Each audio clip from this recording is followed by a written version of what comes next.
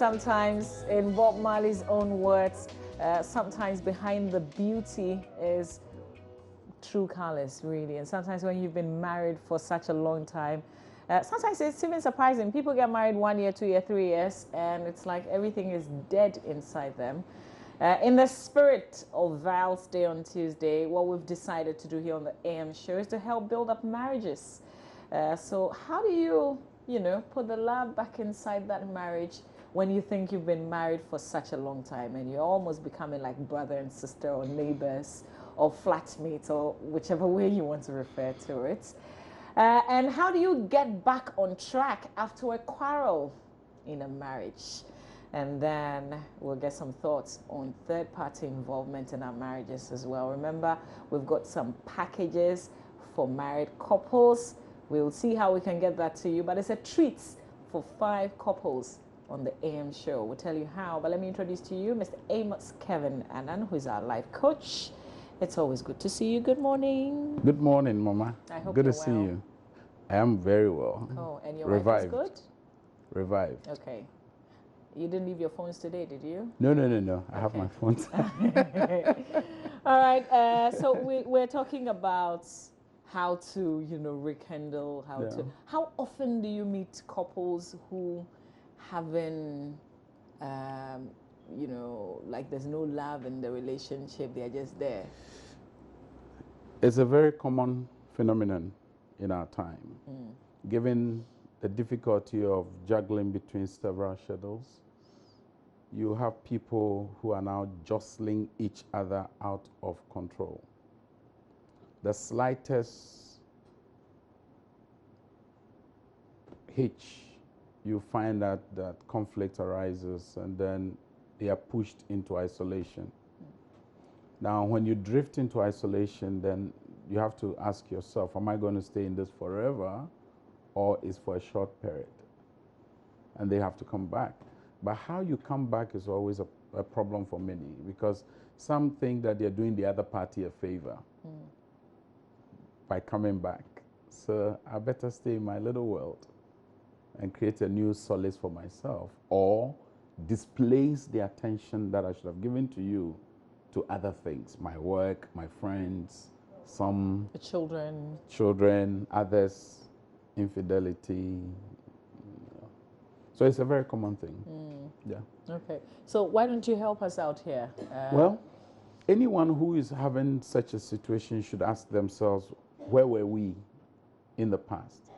Because you always have to take a review and look at what has happened in the past, which kept the love afloat and aflamed, because there's passion at work.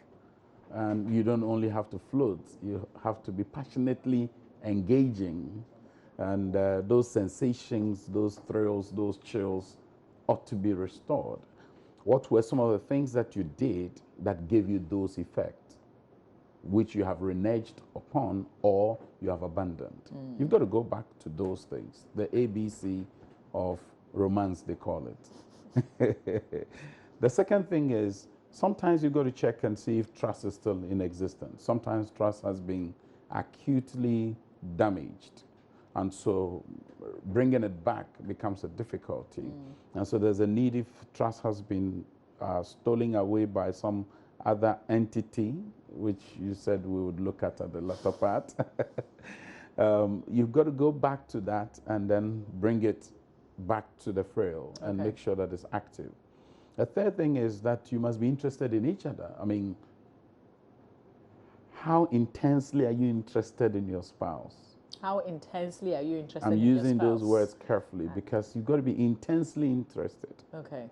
The interest must not be the kind that you show to sporting clubs, to political parties. You're passionate about them, but for your spouse, you've got to be pursuing them. And especially we the men need to understand that women enjoy it when they are being pursued. And so you've got to lift your game. Even if they are married to you. Oh yes, I mean you've got to pursue them. I mean that's the concept of cleave. So you leave, cleave. Cleave means chase after and not get tired. Okay, but when you've been married for 5, 10 years. What do you chase after? It's not like you're not conning her, you're not asking her You're to not marry conning you. her, but you've got to ensure that there's always some exciting moments. Okay. Seize the moments like we spoke about the other day when we talked about friendship. The little things matter. So ensure that those things leave memories in whoever you're dealing with. Okay. What memories do your spouses have of you when they leave home? You've got to drop hints. Punchlines, give them. You like punchlines. Yes, yeah. I do. So you give your spouse some punchlines that when they leave home, it's still resonating with them. They're chewing the cud on it and regurgitating so that they come home and then you enjoy it because there'll be absorption. Once absorption takes place, who told you won't be active? So those are things, I mean, and also don't take each other for granted and assume that things will find, water will find its level. So things will find their smoothness level. It's not so. You've got to engage and engage and engage and engage. Okay. From the kitchen, the living room to the bedroom. Keep engaging.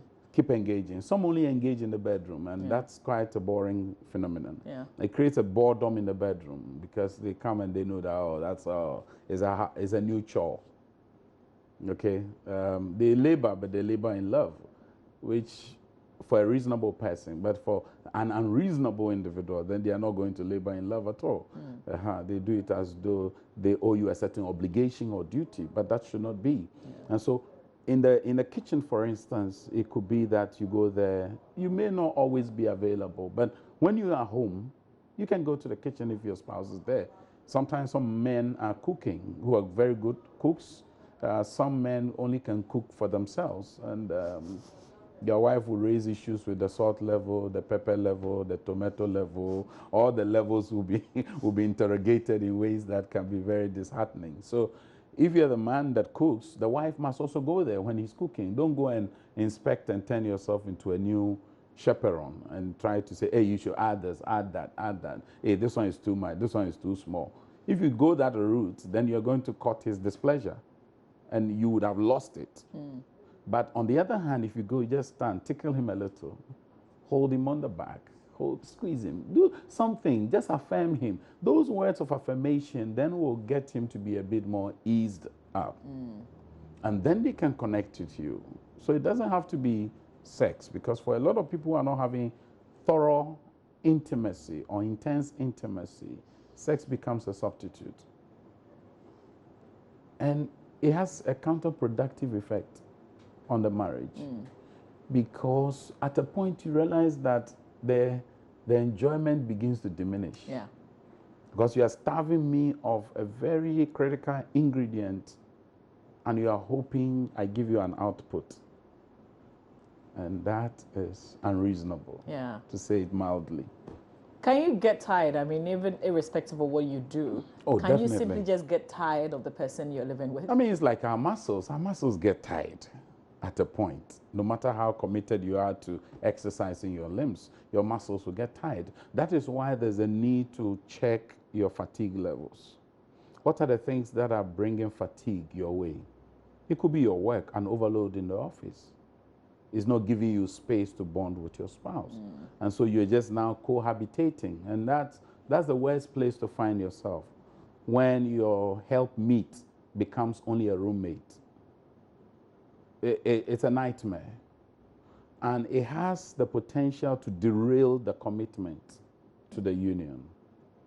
Because then you find alternatives. In this age where companies are outsourcing, some are outsourcing joy, happiness, companionship, affirmation, a sense of worthiness, belonging, and all those kinds of things. And it's simply because whoever is their significant person in their life, there's a disconnect between the two of them. And so somebody strays into the middle and all of a sudden begins to gain their attention. Yeah. Whereas they could have avoided that by paying attention to each other. And then also we need to watch out for the things that the other party complains about often. Okay. Because the things they complain about will be the things that will make them vulnerable to external intruders. So when it is that your spouse is talking about attention, you've got to pay attention to whoever it could be a husband or wife. If the other party is talking about the lack of bonding, camaraderie between us, there's no friendship. We don't gel. When we're dating, we're gelling. Now we are married. It's like fait accompli. Oh, my labor has ended, and now it's time to relax. No, you can't relax, because marriage is akin to having a farm. When you do all your seedlings and you nurse them and transplant, you don't just leave it there. You transplant, they are tender, you've got to protect them. So the very first few years of the marriage, maybe up to 3 years, will be the nursing stage, where you have done all those transplants with the nursing seedlings there. These are tender plants, so delicate, so vulnerable. The slightest change of wind, you could see them flapping off. Now, when it grows to a point, you still need to ensure that weeds are not competing for the nourishment. If you allow the weeds to crowd it out, then you're going to have a problem in your farm. So no couple should say, we are done with our wedding. We are done with our traditional custom rights. Now I fold my arms. I am Mr. You are Mrs. Here we are. What next? A little folding of the arms and a little sleep and a little slumber, and something will strike your marriage like a bandit, like an armed robber. Strip you of all the things that you could have enjoyed simply because you're folding your arms and become laissez-faire or laid back and uninvolved. Yeah. Call it Time with Amos, and you won't be wrong at all. It's our Relationship Friday. We're talking how can couples bring the love in that relationship back, especially when you've been married for such a long time, really.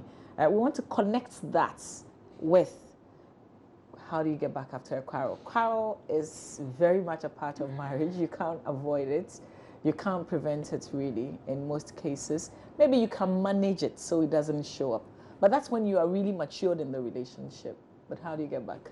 Well, the thing is about managing it.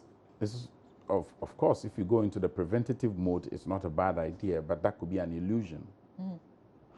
Because whenever you have two people with different worldviews, different personality types, different aspirations, different goals, different career choices, different response to change and situations, it portends disagreement.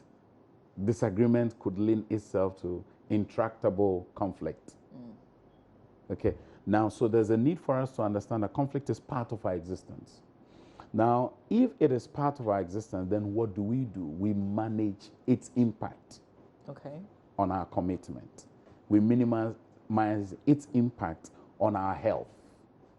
We minimize its impact on our commitments and priorities in life. So there's a need to accept that conflict is part of our existence. That's the first one. Secondly, when conflict arises, you should ask yourself, what is the source of this conflict? Sometimes it is intrapersonal. It's within you. The conflict is with you. A woman who is having painful menses can react with venom.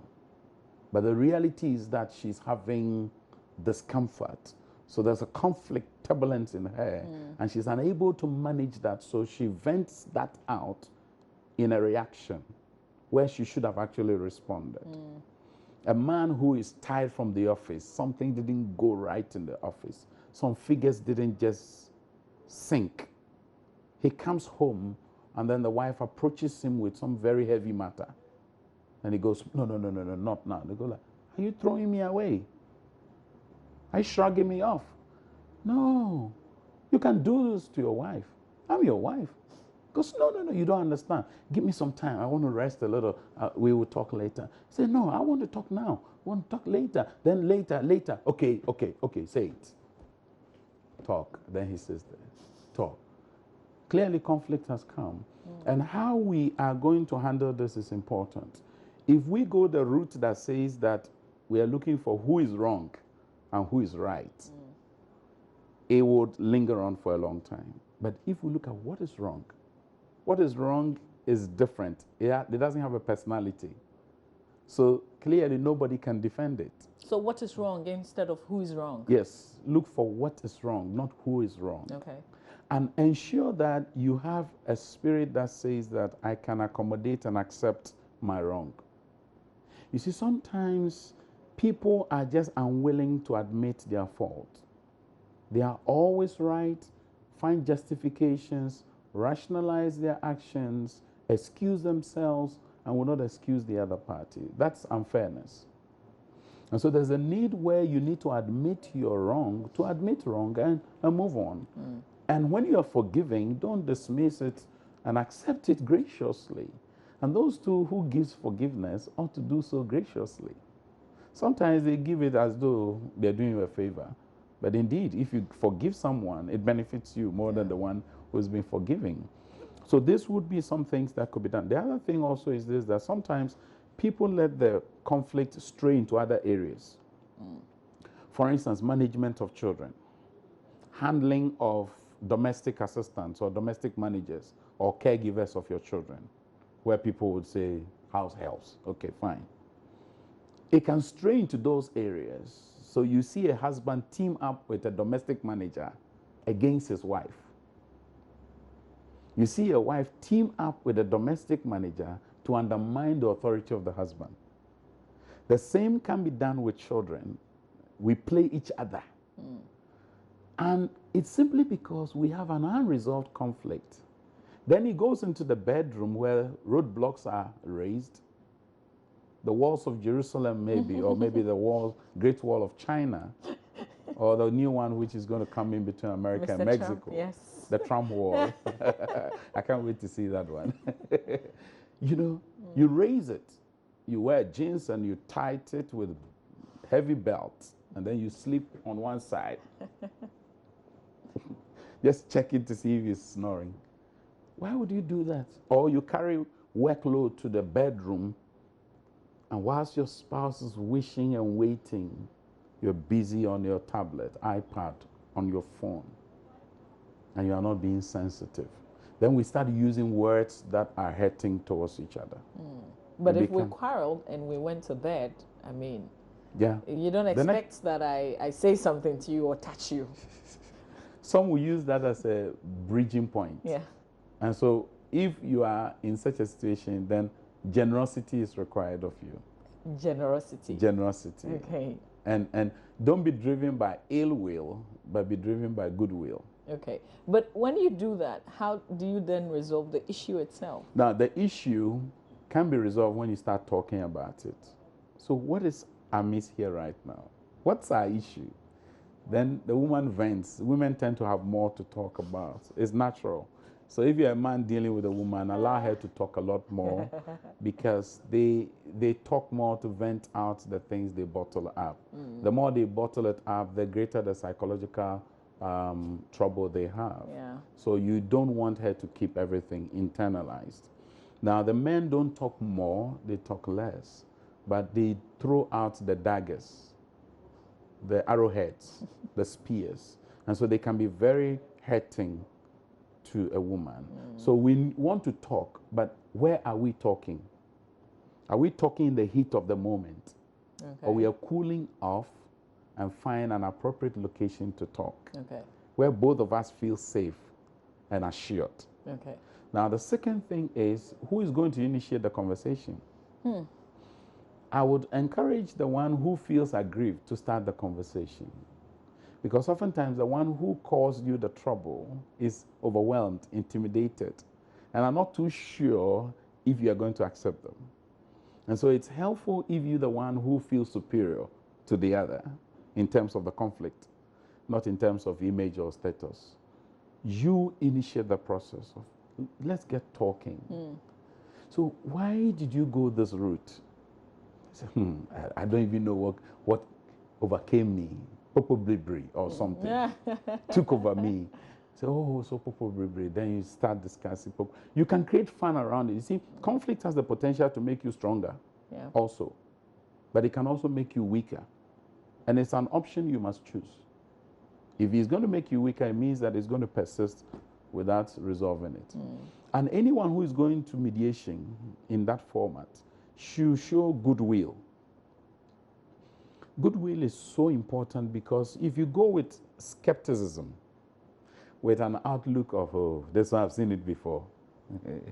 You talk, I'm listening. Yeah. And you're busy with your phone. Every minute, hey, this guy is disturbing me. Then you put it down. You're talking to your significant one. Let the phone be away. Show presence. Show you are interested. Show you are involved. And when you're making comments, try and also make some comments around. You see, you must massage the process so that it's not idealistic, but you're being fair to each other. Okay. You're being real. And the honesty can hurt. But you see, the beautiful thing with love is that it hurts to heal. It hurts to heal. Okay. It hurts to heal. That is why it is said that the wounds of a friend can be trusted. The wounds of a friend can be trusted. You know, because they're your friend, when they hurt you, you know they don't mean to destroy you. They create discomfort, and it's temporal. But the permanent one is that they give you assurance. Okay. You know, so let's not be afraid to face the facts of the issue. Put it on the table.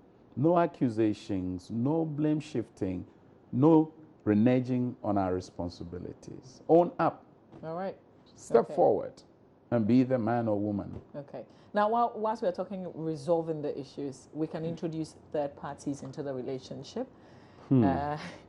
At what point should you and who should you introduce to the relationship? You see, when you're bringing a third party, be sure that it's not a third party with a bias. One with a vested interest. One who can easily align to the other party. So, for instance, if you're bringing the woman's mother, when you are aggrieved, you have to think carefully. If you're bringing the man's father, when he is aggrieved, you have to be careful. And to bring third party, it must be mutually agreed upon. Well, I have issues with you. We're not on good terms. Yeah, you're not on good terms. Do I tell you that I want to speak to your mother? You should communicate to whoever you're dealing with that I think this is beyond us. Okay. Please agree with me. Let's bring a third party.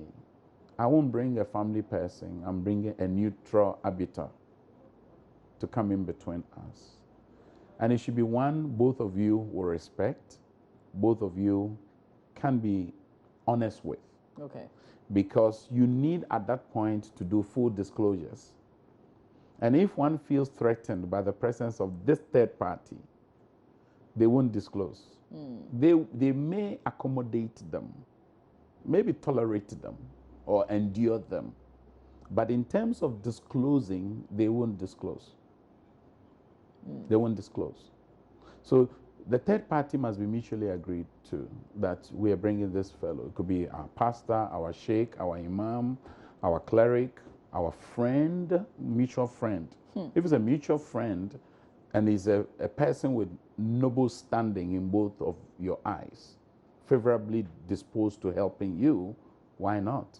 But one who is fashionist, who is going to create more distance between you and your significant one, then don't bring that person. But I'm not sure when people want to introduce their friends into the relationship, they think about the possible consequences or the thoughts that they may have. They just go with it. So if you're saying be careful, are there certain signs, certain things that you should see? Yeah, I mean, you see, when you say our friend and then your significant person says no, don't push it. They may have reasons. You can ask for the reasons maybe later. But in the heat of the moment, when they say no, my no is no. I don't have to explain. Don't push it. Don't push it. I mean, if you push it, you're going to cause greater venom from them. And they start venting all the heat to you, and they go like, you are being abusive, you are being disrespectful, you are being this. It's simply because you should give them time where they are in the good mood. So last time, why did you say this guy shouldn't come in or this lady shouldn't come in? Something she went to say somewhere. Something he went and told so and so. You have no idea. So that may be a disquiet in them, but they may not be willing to tell you at that material moment. So that's why we need to give people space. Because, you see, we all want to protect our space and dignity. And it's a great part of conflict. because I want my space, I want my dignity. And the moment I see my space being threatened and my dignity under siege, I go into a big defensive mode. I see there's a new Major General on the Yes, block. we have a new CDS. But on that note, I want us to take the conversation out there because that's what we did. Here's a playback of what people had to say. Of heart How long? issue. You can't love two men or two men at a time. As a woman, I can love only one man, and that is it. I have to call her and talk him politely that what past, let us forget it, to come more love so that we should grow our love. Maybe I will be promising for this. I'll promise for so. If I'm able to do that, that she to believe that now my life is changed. So now I have to see that she also had come to me. My heart to come to her. A lot of things to do. There's going out. I think there are a lot of things to do. Going out, multiplying activities with your partners, because normally the life should not go one way, but you have to, evaluate the activities. If I have a fight in my relationship, I need to think about first what's brought the fight. Yes, and try to settle it and try to explain myself to my partner. I think that's okay. The fact that I've dated for long should qualify me to like, I should be qualified to be your wedded wife. Do you understand? Because dating even for more than 2-3 years is enough reason to marry me. Or one person keep getting annoyed all the time, you keep accepting the blame. It doesn't matter. One day you'll be the winner. And basically, it's love. Since you're talking about relationship, it's love. I believe communication, trust. Yes. One good thing is building a bond between yourself and the one you're in love with. Yes. If that thing is there, the communication is there, and you guys truly trust each other, I'm sure it's there to go a long way and rekindle all the lost things you guys shared together. I'll do the things I used to do first when I met her. That I think we can rekindle our love. I will show her love, I will respect her, make sure to provide all her needs, That's all. Basically, relationships has to be based on communication, you understand, and companionship. So basically, you need to communicate more, go out a lot, have fun, go out together, not only with your guys. You should have you and your partner's time. Then you have guys. She too must have a time with her friends, her female friends, and I think everything will work out good. Valentine is very close, so well, one of the things I think I would try to do is to try the old things that really ignited our relationship. If it's in the area of going out with my partner to cinema, or if it's about something that has to do with anything different from our environment, I think I will try that. And so. All right, so there you have it with what people have to say about this. Let's activate the lines now. 030221169102. 030221169102. Now here's what we're going to be doing. We want to, because we want to help strengthen marriages, really marriages. We're trying to get packages around the country so that we can give to our viewers, and we're beginning from Accra because this is where we are. Even though we appreciate the fact that a lot of people watch us from the north, from the central, from the western region, from the Volta region, from the Bonahafu region. We do appreciate that. So we have some packages that we're giving out because of Val's Day. Now, if you're a couple, if you're married, and you're based in the Greater Accra region, today, when you call and contribute, comment, ask a question, we will take your number and we will tell you what we have for you afterwards. So give us a call, 030221169102. Let's have a conversation. I think it's really important what we're talking about before we had that playback about how to get back on track after a quarrel, because there are people who can quarrel for like forever. For a lifetime. And then end up separating in the process. How easy, is it so easy the way you say it? Can you just do it, or it has to be like a conscious effort? How do you do it? You see, relationship prior to marriage is spontaneous in all its forms. The expressions, the attitudes, the gestures are spontaneous. But when you are in the marriage union, everything now has to be intentionally done. Okay. Otherwise, you will never do it. Yeah. Okay, we'll continue with that. Let's speak to Christopher. Christopher is calling from Sunyai. Christopher, good morning. Good morning, Mama B. Yes, sir. How are you doing?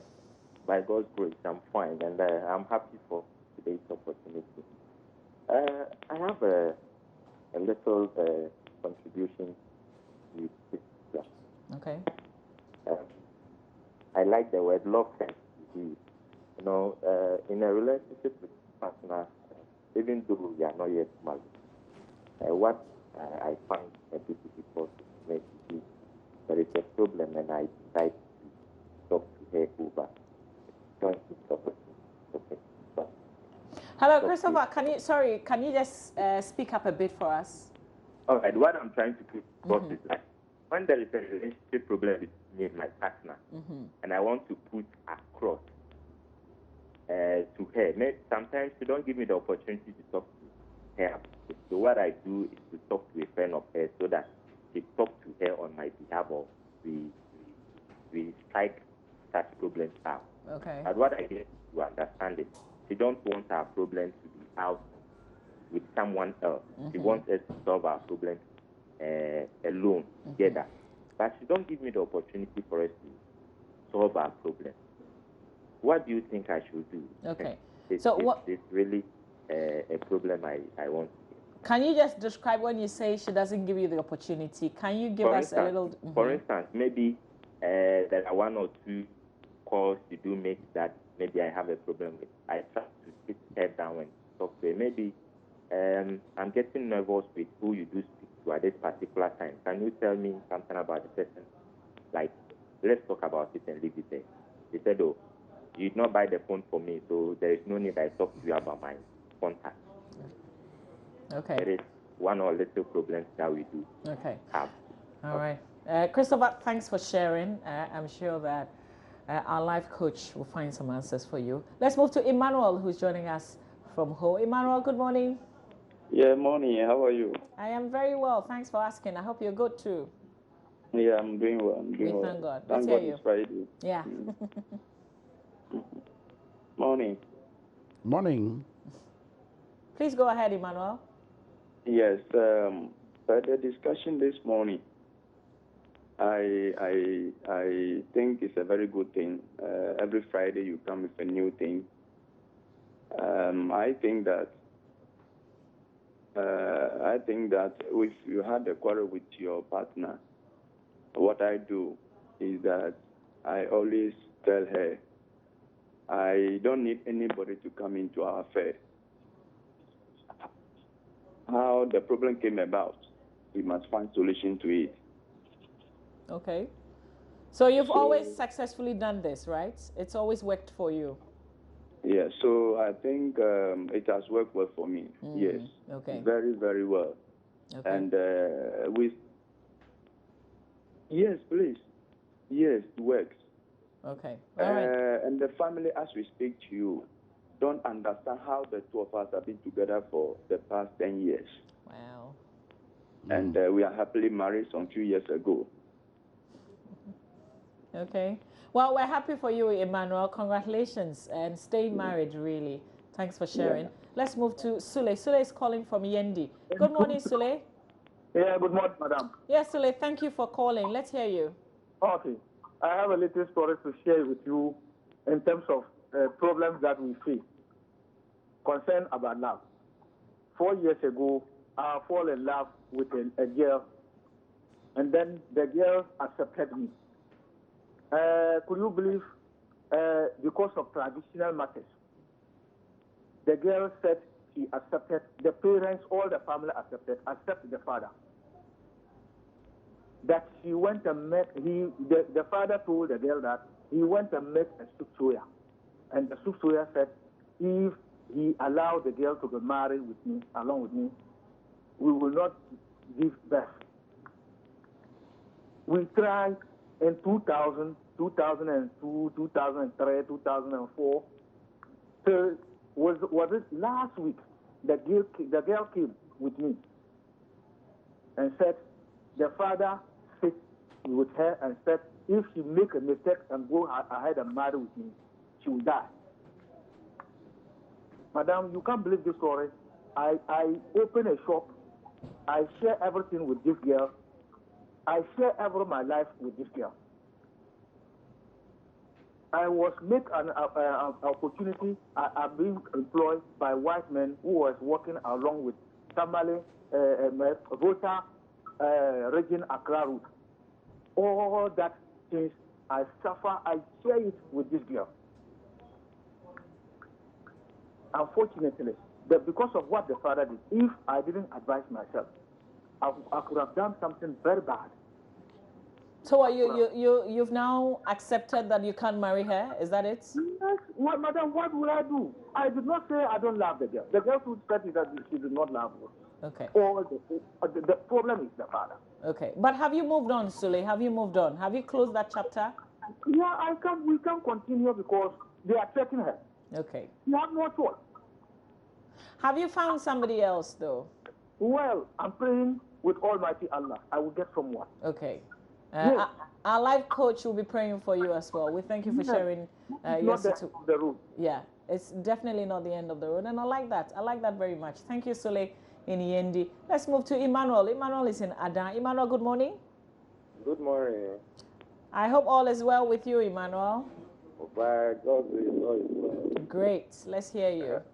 I enjoy your program, and it's very touching. Thank you. For me, when there's a problem or something between me and my wife, call her down and we said, don't send into family or involve third party. Okay. Just call her down, then we talk, and the problem is solved. How long have you been married? 4 years now. 4 years, okay. Yeah. But that has always worked for you, right? You've been able to resolve all your issues.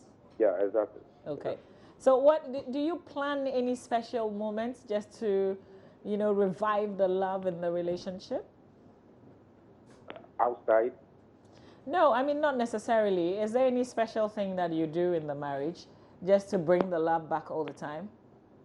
Yeah, normally when I go to work and coming back, I know my wife what she likes most. So when I'm coming to the house, I do buy her what she likes best. Then okay. That makes the relationship strong. Good for you, Emmanuel. Thanks a lot for sharing. That's Emmanuel from Ada. And I don't know, Ghanaian men, do you buy things when you close from work home, like chocolates and things like that? I hardly meet guys like that. Emmanuel is like one of a kind. Well, if your wife likes chocolate, why not? Not many people like chocolates. That's the other thing. So if you find their interest and you can supply those reasonably within your means, yeah, fantastic. Once in a while, an outing will be good, eating out of the home, but just make sure that that doesn't become a pattern because it has its own health implications. Yeah. Yes. Okay. So, I mean, it's fine. But the point is that we will not always have it our way. It's a reality in life. So I'm sad for Sule, what he's going through, but he needs to understand that it's a reality of life. And I'm happy that he has accepted and is willing to move on. Yeah. But he said something that scared me a bit. He said he almost did something bad. Yes. Usually when people are thinking of something bad, it means that they're going to give you attention in a negative way. So he can do away with that. You don't need to do something bad to yourself or to anybody. Okay. No one deserves being treated badly. But what's your stand on this or your advice? If I've been dating someone that I really like and I want to marry him, and one of the parents disagrees, do I go ahead? I mean, what's the way forward? Well, there's a choice. The first choice is you either get a wife and lose your father, or get a husband and lose your mother, depending on who is involved. Or you find a way to go around the issue by resolving it in a persuasive way. Because see, it's not every entrenched position which is inimical to your future. Sometimes you're being saved from something you don't even know. And so you need to be careful, because not every objection is an obstruction. Okay.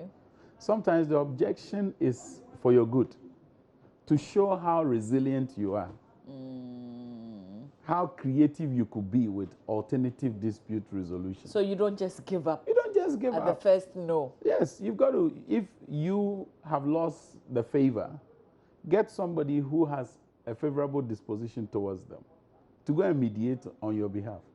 And they can do that. It's possible. You could get a relative, or you can get some people in good standing in the community who you know and would receive the same favorable attention as, or reception as would be the case. So we don't give up necessarily simply because we hit a roadblock.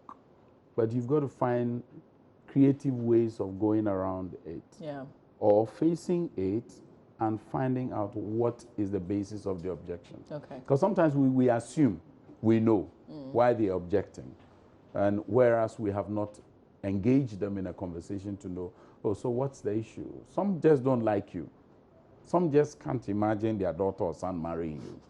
Some can't, even your name resonates some negative feeling. Oh yeah, I had a case like that. I mean, the ladies that had the guy's surname and said, not this name. Is it the surname you're getting married to? You see, and the truth of the matter is that the man had been embittered. He's gone through a very difficult business transaction that went terribly bad.